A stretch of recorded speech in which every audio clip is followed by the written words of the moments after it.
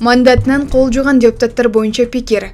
Журналист Ильич Кулназаров социалдык тармактагы баракчасына Жогорку кеңештин 7-чакырылышындагы мандатын тапшырган депутаттар боюнча пикирин жазды. Урматтуу достор, бул чакырылышта парламенттин 17 депутаты алмашыптыр. Күйгөн аял кошокчу демекчи, кетип аткан депутаттар кокуй буга чейин мындай болгон эмес деп айга сайлашууда.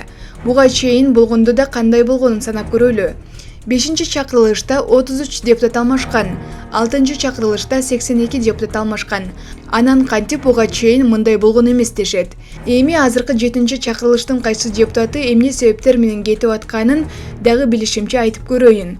3 депутат кызматка кетишкен. Алар Алтынбек Сулайманов, Равшан Сабиров, Бакыт Төрөбаев. Андан кийин дагы 3 депутат жасалма дипломдоруна байланыштуу кетишти. Алар Оразайым Нарматова, Фархат Исмаилов, Фархот Алимджанов, Жаныбек Абиров бейбаштык кылып мушташып кетти. Өмүрбек Бакиров добуш сатып алуусу аныкталып, сот чечими менен кетти. Мурдагылардан өзгөчө жагдайда, тактап айтканда коррупцияга, криминалга Камчы Көлбаев менен Райым Матраимовдун кылмыштуу тобуна тиешеси бар болгон 7 депутат алар: Искендер Матраимов, Абдубахап Борунбаев, Нурлан Ражабалиев, Айбек Осмонов, Эмиль Жусупов, Коргонбай уулу Жусуп, Максат Сарыбагышевтер өз арыздары менен жапырт мандаттарын тапшырышты. Дагы бир кызыктуусу, коңшу өлкөнүн Крим төбөлүнө биздин бийликти кулатууга жардам сурап кат жазып, мыйзамсыз чек араны бузуп өткөн Эмиль Жамгырчиев да өз арызы менен кетти. Анан жер сатууга шектелип, сот чечими менен Адахан Мадымаровдун депутаттык мандаты алынды. Ошондуктан парламентке келүүдө шайлагандар дагы ойлонушу шарт. Парламентте таза адамдар иштеп, таза мыйзам жазышы жакшы болот. Илгерки заман жок. Ким катуу кыйкырса эле депутат болуп олтура берген. Азыркы бийликтегилерди таш жарган кыйкырыгың менен дагы коркута албайсың. Коркутушпайт дагы, деди ал. Маалымат булак ЖТВ KG. Эки муздаткыч, суу жылыткыч, телевизор, кондиционер жана башка нерселер иштеген үйдө жарык үчүн болгон баа дагы жогору болушу керек. Энергетика министри Кабар агенттигине электр энергиясынын кымбатташы тууралуу комментарий берди. Талайбек Ибраев бүгүн тарифтик саясат 2023 жылдагы инфляцияга карата түзүлгөнүн, электр энергиясы 11 тыйынга кымбаттап жатканын айткан. Министр балар аз камсыз болгон колдонуучуларга дагы кымбаттай турганын, бирок мунун баары замандын талабы болгонун билдирген. Эгерде үйдө муздаткыч менен телевизор эле иштесе, анда адам пландан чыкпай тариф боюнча төлөйт. Бирок эки муздаткыч, суу жылыткыч, телевизор, кондиционер жана башка нерселер иштеген үйдө жарык үчүн болгон баа дагы жогору болушу керек. Энергия бул товар.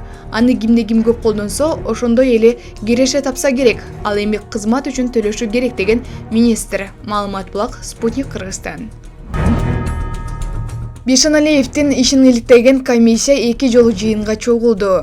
Саламаттыкты сактоо министри Алымкадыр Бишаналиевдин ишин иликтөө боюнча жогорку кеңеште түзүлгөн депутаттык комиссия буга чейин 2 жолу жыйынга чогулду.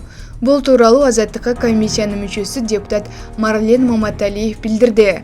Анын сөзүнө караганда, комиссия башкы прокуратурага, Унаа мамлекеттик мекемесине, Тышкы иштер министрлиги, Жогорку сотко, Ички иштер министрлигине жана башка мамлекеттик мекемелерге 25 кат жиберген. 3 апрелде парламенттин ошол кездеги депутаты Жусупбек Коргонбай уулунун демилгеси менен комиссия түзүлүп, ага Жусупбек Коргонбай уулу өзү да кирген. Кийин комиссиянын мүчөлөрүнүн дээрлик бардыгы алмашкан.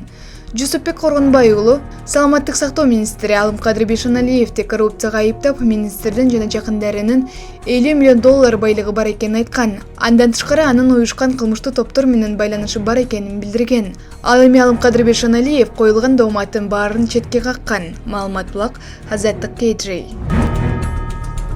Ош Когалаңында кишини өлтүрүп сөөгүн ак буурага ыргыткан жаран колго түштү. 2010 жылы Ош Когалаңында катышкан 37 жаштагы жаран Орусиядан учуп келиши менен аэропорттон кармалды. Бул тууралуу Ош шаардык ички иштер башкармалыгы билдирди. ЖМ аттуу жаран 14 жылдан бери Орусиянын ар кайсы шаарында жашап жашынып жүргөн. Ал 23 жашында Оштогу коголаң учурунда адам өлтүрүүгө шектелүүдө. Милициянын маалыматында ал шериктери менен бирге 2010 жылдын 13 июнунда Ош облусунун Кара Суу районунун 53 жаштагы тургунун бычактап, өзгөчө мыкаачылык менен өлтүрүп, жансыз денени Ак Бура дарыясына ыргытып жиберген.